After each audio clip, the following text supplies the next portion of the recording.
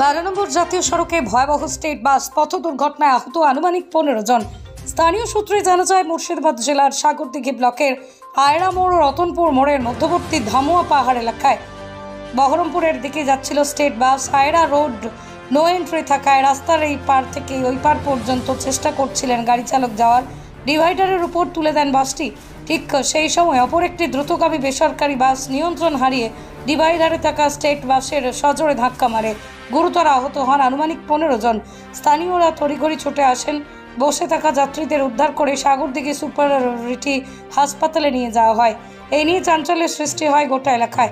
সাগরদিঘি থানার পুলিশ এসে ঘটনাটি নিয়ন্ত্রণে আনেন। পুরো বিষয়টি খতিয়ে দেখছেন। স্থানীয়রা জানান, খুব বড়সড় দুর্ঘটনা হাত থেকে রক্ষা পেল। আলাল শেখ ও কুরবান শেখের রিপোর্ট, WB নিউজ 365। মানে আয়রাতে নো এন্ট্রি আছে, বাসটা এদিকে পাস করছিল, ওই রোডে উঠছিল, তো ওই রোডে উঠেনি, কেবল সাইড করেছে, ওই বাসটা এসে সাইডে মেরে দিয়েছে। দুটোই বাস। ক্ষয়ক্ষতি হয়েছে, কাটাছেঁড়া হয়েছে, একটা মেয়ে ছেলের পা ভেঙে গেছে, পায়ের ছাল উঠে গেছে, একটা বাচ্চা ছেলেকে মাথায় আঘাত হয়েছে, মাজায় লেগেছে। কতজন আহত হয়েছে এরকম মনে করছে? 12-14 জন হবে। তাদেরকে কোথায় সাগরদিঘি নিয়ে গেছে? সাগরদিঘি নিয়ে গেছে। পুলিশ কি তৎক্ষণিক এসেছিল না? হ্যাঁ, কিছুক্ষণ পরে এসেছিল পুলিশ। তারা তড়িঘড়ি করে সাগরদিঘি নিয়ে হাসপাতাল নিয়ে গেছে। তার টোল ট্যাক্সের গাড়ি এসেছিল। কখন হয়েছিল অ্যাম্বুলেন্স? ঘটনাটা মোটামুটি ওই 7:30। আপনার নাম? ইমরান সিং। ঘটনাটা কি ঘটেছিল? ঘটনাটা বলতে আমরা যেটা শুনলাম যে একটা বাস মানে আপনার নো এন্ট্রি থাকার কারণে একটা বাস ডিভাইডার ক্রস করে একটি রোড থেকে আরেকটি রোড ক্রস করছিল, আর একটা স্টেট বাস তার নিয়ন্ত্রণ হারিয়ে ব্রেক হয়তো করতে পারেনি, তার জন্য তার পিছনে এসে মারে।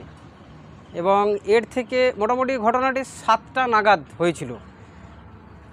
তখনই তড়িঘড়ি করে এলাকাবাসী ছুটে আসে এবং তাদেরকে উদ্ধার করে। মোটামুটি 15 থেকে 16 জন গুরুতরভাবে আহত হয়েছে। কিছুক্ষণ পর স্থানীয় থানা থেকে গাড়ি আসে এবং তাদেরকে উদ্ধার করে স্থানীয় যে চিকিৎসা কেন্দ্র আছে সেখানে নিয়ে যাওয়া হয়। আর দুটি বাসই ক্ষতিগ্রস্ত হয়েছে এবং সেগুলোকে তাড়াতাড়ি পরিষ্কার করা হয়। এলাকাবাসী তড়িঘড়ি করে উদ্ধার করেছিল বলেই তারা চিকিৎসা কেন্দ্রে যেতে পেরেছে। ক্ষয়ক্ষতি বলতে ওই তো 15 থেকে 16 জন গুরুতরভাবে হয়ে ছিল, সেরকমভাবে আহত বা কোনো কিছু হয়নি। কেউ মারা